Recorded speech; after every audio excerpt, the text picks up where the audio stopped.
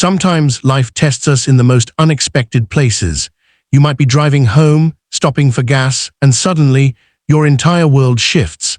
That's what happened one late evening, when a single mother pulled into a quiet gas station, never knowing that within minutes, she'd face humiliation, fear, and then a miracle that would restore her faith in humanity. The sun had already dipped below the horizon when Emily, a young single mother, pulled her old car into a near-empty gas station. She was exhausted, balancing a low-paying job, bills piling up, and raising her little boy, Ethan, who was fast asleep in the back seat.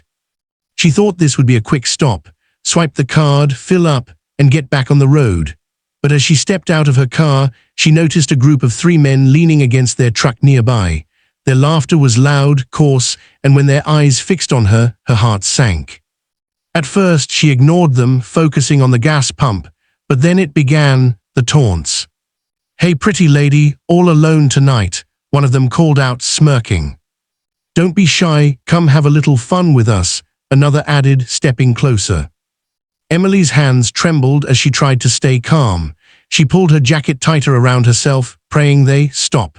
But instead, they grew bolder, circling near her car. One even peered inside and noticed Ethan asleep.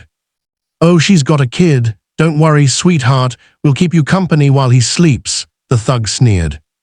Emily's fear spiked. Her maternal instincts roared. If they touched her son, she would fight with every ounce of strength she had. But in that lonely, dimly lit gas station, she felt utterly powerless. She quickly grabbed the gas handle, trying to finish and leave, but one of the men deliberately blocked her path.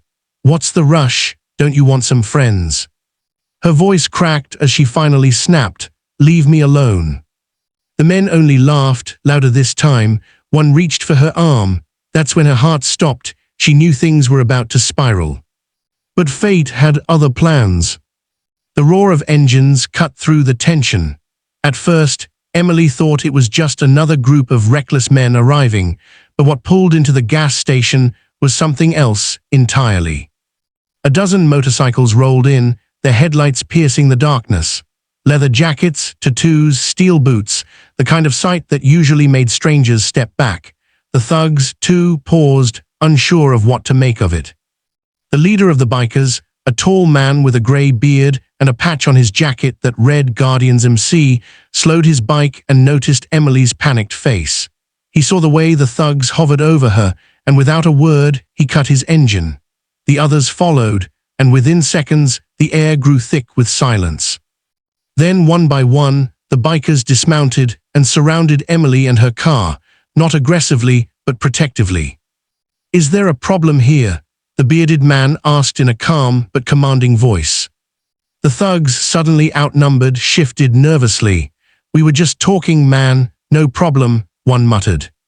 "Didn't look like just talking," another biker replied, his eyes narrowing. Emily clutched her son's car seat, tears brimming in her eyes. For the first time that night, she felt safe.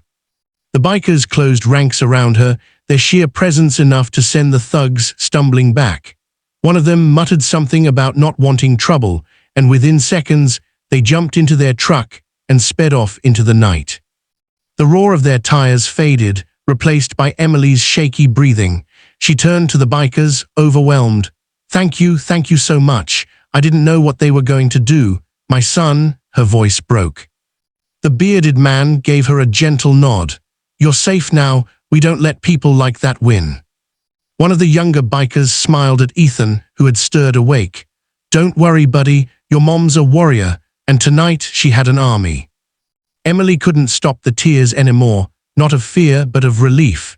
In that moment she realized, sometimes angels don't come with wings, sometimes they come riding motorcycles. That night, Emily drove home with a heart forever changed. The fear she had felt turned into a memory of strength and protection. She understood that while cruelty exists in the world, so does kindness, and often it appears when we least expect it. And maybe that's the lesson for all of us. You never know when you'll cross paths with someone who needs your protection, your courage, or your voice. Because in the darkest moments, even the smallest act of bravery can save a life and inspire hope that goodness still rides strong in this world.